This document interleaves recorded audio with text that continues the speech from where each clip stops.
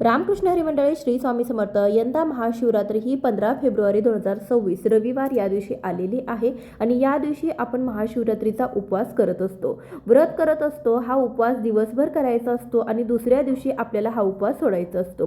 तर महाशिवरात्रीचा उपवास कसा करावा, या उपवासाला भगर चालते का, किंवा ज्या गर्भवती महिला आहेत, ज्यांना मासिक धर्म असेल किंवा ज्यांना सुतक असेल, अशाने उपवास कसा करावा का, उपवास आपल्याला कसा सोडायचा आहे किंवा कसा करायचा आहे, उपवासाबद्दल संपूर्ण माहिती आजच्या व्हिडिओमध्ये पाहणार आहोत. त्यासाठी व्हिडिओ शेवटपर्यंत पहा. चॅनलवर नवीन असाल तर सबस्क्राईब करा.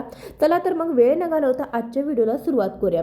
उपवास म्हणजे नेमकं काय बरं? तर उप म्हणजे जवळ आणि वास म्हणजे राहणे किंवा असणे. केवळ काही विशिष्ट पदार्थ खाणे म्हणजे उपवास नव्हे, तर आपल्या ज्ञानेंद्रियाच्या, कर्मेंद्रियाच्या आणि उभयात्मक मनाच्या जवळ जाणे म्हणजे उपवास करणे. आपले लक्ष म्हणजेच आपला वास म्हणजे आपलं जे कॉन्सन्ट्रेशन आहे, आपलं जे मन आहे, तर ते एकाग्र करणे, आपली सतत विवेक बुद्धी वापरणे, हा खरा उपवास होय. संपूर्ण दिवस ध्यानस्थ बसणे किंवा त्या ध्यान अवस्थेत इतकं मग्न होऊन जाणे की भूक, तहान किंवा इतर भौतिक गोष्टीकडे लक्ष न राहणे म्हणजेच उपवास. मानवी शरीर हे एक अद्भुत यंत्र आहे. साधना अशी असावी की जेव्हा तुमचे शरीर विसरून तुम्ही तुमच्या आतल्या शरीराला, सूक्ष्म म्हणजे आत्म्याकडे जाता, त्यावेळेस तुम्हाला त्या भौतिक शरीराची काहीच गरज नसते. अशा वेळी शरीर आपोआपच आपले काम करत असते. पहिल्या काळातील जे साधू संत होते, तर ते 4-6 महिने कोणत्याच प्रकारचे अन्न ग्रहण न करता ते राहू शकत होते. ते कसे बरे? तर कारण उपवासाचा अर्थ काय खावे आणि काय खाऊ नये असा नसून एखादा व्यक्ती आपल्या आत्म्याकडे, आपल्या स्वतःमध्ये लीन होणे असा असतो, जेणेकरून त्याला इतर भौतिक गोष्टींचा भान देखील राहत नाही. जर शरीराबद्दल त्याला काही भानच राहणार नाही किंवा तो पूर्णतः आत्म्यामध्ये एकरूप झालेला आहे, तर त्याला जेवणाचे भान तरी कसे राहील?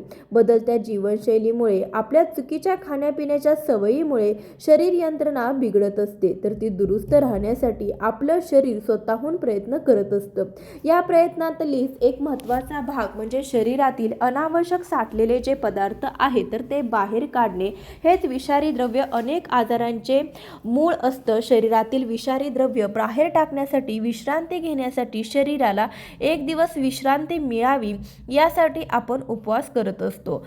आपण तर याच्या उलटच करत असतो. म्हणजे आपण उपवास तर नावाला करतो, पण उपवासाच्या दिवशी आपलं संपूर्ण लक्ष हे खाण्यापिण्याकडे असते. आज आपल्याला उपवास आहे, मग आपण हे उपवासाचं करू की ते उपवासाचं करू? मग तुम्ही उपवासाला इडली करता, डोसा करता किंवा उपवासाचं थालीपीठ करता, असे अनेक पदार्थ तुम्ही करत असतात. परंतु बघा, एक दिवस आपल्या शरीराला विश्रांती मिळाल्यामुळे आपलं शरीर देखील सुदृढ बनत असतं, आपलं मन देखील शांत बनत असतं, आपल्या संपूर्ण शरीराची शुद्धता होत असते, मनाची शुद्धता होत असते. असं न करता फक्त आपलं मन तुम्ही चंचल करून तुम्ही या दिवशी जर खाण्यापिण्याकडे लक्ष देत असाल, तर अशा उपवासाचा काहीही उपयोग होणार नाही. त्यासाठी उपवास करत असताना तुम्हाला देवांची ध्यानधारणा करायची आहे. महाशिवरात्रीचा उपवास करत असाल तर मनोमन भगवान शिवांचे ध्यान करा. दिवसभर तुम्ही नामस्मरण करा. महाशिवरात्रीला भगवान शिव यांची 4 प्रहरामध्ये पूजा केली जाते. तुम्ही 4 प्रहरामध्ये पूजा करा किंवा नाही शक्य झालं तर निश्चित कालामध्ये फक्त पूजा केली तरी सुद्धा चालेल. सकाळ संध्याकाळ तुम्ही महादेवांच्या पिंडीवरती अभिषेक करा. उपवास हा फक्त आपण काय खावे किंवा काय खाऊ नये याच्यासाठी केला जात नाही, फक्त आपण देवाशी जोडलं जावं त्यासाठी आपण उपवास करायचा असतो. महाशिवरात्रीच्या दिवशी शिवतत्व हे पृथ्वी तलावरती हजारो पटीने कार्यरत असतं. त्यासाठी आपण या दिवशी जेवढी काही देवांची उपासना, आराधना करत आहोत, तुम्ही काही नामस्मरण करत असाल तर त्याचं अनेक पटीने पुण्यफळ हे तुम्हाला या दिवशी मिळत असतं. त्यासाठी हा दिवस अत्यंत खास असतो. त्यासाठी असं म्हटलं जातं की वर्षभरामध्ये इतर कोणतेही उपवास तुम्हाला करणं शक्य नसेल तर महाशिवरात्रीचा उपवास तुम्ही आवर्जून करावा. कारण असं म्हटलं जातं की याचं पुण्यफळ हे आपल्याला दुप्पट पटीने मिळत असतं. त्यासाठी उपवासाच्या दिवशी आपण काय खातो यामध्ये मन न रमवता आपण भगवंतांची सेवा कशी करतो यामध्ये नक्कीच मन मन रमवा, म्हणजे तुमचा उपवास हा पूर्ण घडेल. तुम्हाला उपवासाचं संपूर्ण फळ मिळेल. तर उपवास हा केवळ शारीरिक नसून कायिक, वाचिक आणि मानसिक अशा प्रकारेही केला जातो.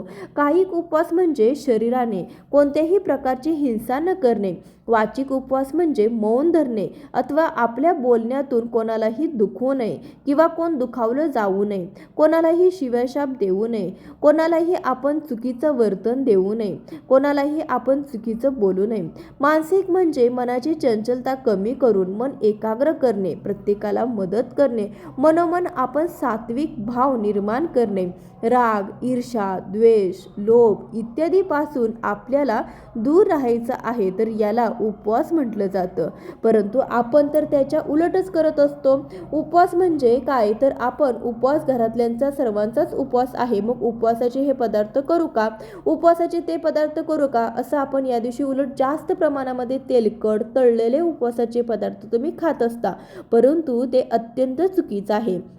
त्यामुळे तुमच्या शरीराला आणि मनाला दोघांनाही याचा काहीही शुभ परिणाम होत नाही, उलट त्याचा दुष्परिणामच होईल. यासाठी उपवास हा तुम्ही मनापासून करावा एवढीच इच्छा आहे. उपवासाच्या दिवशी भगर चालते का, तर महाशिवरात्रीच्या उपवासाला भगर म्हणजे वरईचे तांदूळ हे बऱ्याच जणांकडे खाल्ले जात नाहीत. आमच्या भागात देखील भगर म्हणजे वरईच्या तांदळापासून बनवलेले कोणतेही पदार्थ महाशिवरात्रीला, हरतालिकेला किंवा प्रदोष व्रताला किंवा भगवान शिवांचा सोमवार असो कोणत्याही व्रताला भगर किंवा वरईचे तांदूळ चालत नाहीत. शिवाय संकष्टी व्रताला देखील आपण वरईचे तांदूळ किंवा वरईचा कोणताही पदार्थ खात नाही. तुमच्या भागामध्ये जर खात असतील तर तुम्ही खाऊ शकता, परंतु आमच्याकडे तर हा पदार्थ खाल्ला जात नाही. महाशिवरात्रीचा उपवास आहे तर तो काही जण फलाहार करून करतात, म्हणजे दूध आणि फळे खाऊन करतात. काही जण निर्जला करतात, म्हणजे फक्त पाणी पिऊन किंवा पाणीही न पिता, जेवणही न खाता पिता करतात.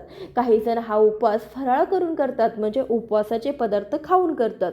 तुमच्याकडे कशा प्रकारे उपवास करतात किंवा तुमच्या शरीराला कोणत्या प्रकारे उपवास करणं शक्य आहे त्या प्रकारे तुम्ही उपवास करू शकता. कमीत कमी खाण्याचा प्रयत्न करावा. महाशिवरात्रीचा उपवास 15 तारखेला आहे. आपल्याला दिवसभर उपवास धरायचा आहे आणि दुसऱ्या दिवशी आपल्याला महाशिवरात्रीचा उपवास सोमवारी सोडायचा आहे. ज्या गर्भवती महिला आहेत, ज्या वृद्ध आहेत किंवा लहान बालके आहेत, अशांनी शक्य झालं तर उपवास करावा किंवा नाही केला तर फक्त दिवसभर तुम्ही ओम नमः शिवाय या साध्या सुध्या मंत्राचा जप केला तरी देखील भगवान भोलेनाथांचा आशीर्वाद तुम्हाला मिळणार आहे. ज्या महिलांना मासिक धर्म आहे किंवा ज्यांना सुतक आहे तर अशांनी फक्त उपवास करायचा आहे, भगवान शिवांची पूजा करायची नाही. हा उपवास दिवसभर करायचा, दुसऱ्या दिवशी सोडायचा. दुसऱ्या दिवशी उपवास सोडत असताना आपण भगवान महादेवांची पुन्हा एकदा पूजा करून घ्यायची आहे. आपल्या नित्याची देवपूजा करून घ्यायची आहे. त्या दिवशी दही भाताचा नैवेद्य दाखवायचा आणि त्यानंतर तोच प्रसाद म्हणून खाऊन आपण उपवास सोडू शकतो. किंवा तुम्ही एखादी गोडाची खीर किंवा शिरा वगैरे गोडाचा कोणताही पदार्थ नैवेद्य दाखवला आणि तो प्रसाद म्हणून ग्रहण करून तुम्ही जर साधं सात्विक जेवण करून उपवास जर सोडला तरी सुद्धा चालेल. शक्य असल्यास उपवास सोडताना आपण सात्विकच जेवण घ्यावं, म्हणजे जेवणामध्ये कोणत्याही प्रकारचं कांदा लसूण वापरू नये. अशा प्रकारे तुम्ही जेवण बनवलं तर खूप योग्य पडेल आणि चांगलं देखील आहे. महाशिवरात्रीचा उपवास करत असताना या दिवशी आपल्याला चुकूनही उपवासाचे जे पदार्थ करणार आहोत तर त्या पदार्थामध्ये पांढरं मीठ जे आहे तर ते न वापरता सेंदवे मीठ जे आहे तर ते उपवासामध्ये वापरलं जातं. थोडंसं गुलाबी रंगावरती हे मीठ जे आहे तर ते येतं, हे वापरण्याचा आपण जास्तीत जास्त प्रयत्न करावा. या दिवशी उपवासाचे पदार्थ करत असताना सोयाबीन तेलाच्या ऐवजी, सूर्यफूल तेलाच्या ऐवजी शेंगदाणा तेलाचा वापर करावा. महाशिवरात्रीच्या दिवशी काळ्या रंगाचे कपडे वापरू नयेत. या व्यतिरिक्त तुम्ही पांढऱ्या शुभ्र रंगाचे किंवा तुम्ही हलक्या रंगाचे म्हणजे फेंट कलरचे कपडे घालू शकता. किंवा या दिवशी तुम्ही हिरव्या रंगाचे, लाल रंगाचे कपडे देखील शुभ मानले जातात, ते घालू शकता. महाशिवरात्रीचा उपवास जो आहे तर तो सोडण्याची जी वेळ आहे दुसऱ्या दिवशी 16 फेब्रुवारीला म्हणजे सोमवारी सकाळी 7 वाजल्यापासून ते दुपारी 3 वाजून 24 मिनिटापर्यंत तुम्ही उपवास कधीही सोडू शकता. आपण जसे मुहूर्तावरती उपवास करतो किंवा जे पूजा अर्चना करतो त्याचप्रमाणे उपवास सोडण्याची देखील एक विशेष वेळ असते. त्याला पराणा टाईम किंवा पारणाची वेळ असं देखील म्हटलं जातं. त्यासाठी या शुभ मुहूर्तावरती तुम्ही तुमचा उपवास सोडून तुमचा उपवास पूर्ण करू शकता. महाशिवरात्रीची पूजा कशी करावी किंवा जो शुभ मुहूर्त आहे 4 प्रहरांचा किंवा निश्चित कालांचा योग्यरित्या पूजा कशी करावी, कोणत्या वस्तू अर्पण करू नये याचा सविस्तर व्हिडिओ आपल्या चॅनलवरती लवकरच येणार आहे. त्यासाठी चॅनलला नक्की सबस्क्राईब करा, शेजारील बेल आयकॉनही क्लिक करा, म्हणजे ज्या काही नवीन व्हिडिओज येतील त्याचे नोटिफिकेशन तुम्हाला मिळेल. कसा वाटला तुम्हाला आजचा हा व्हिडिओ नक्कीच कमेंट करून सांगा. आवडला असेल तर लाईक करा, जास्तीत जास्त लोकांना शेअर करा. भेटूया अशाच एखाद्या व्हिडिओसोबत. तोपर्यंत हर हर महादेव.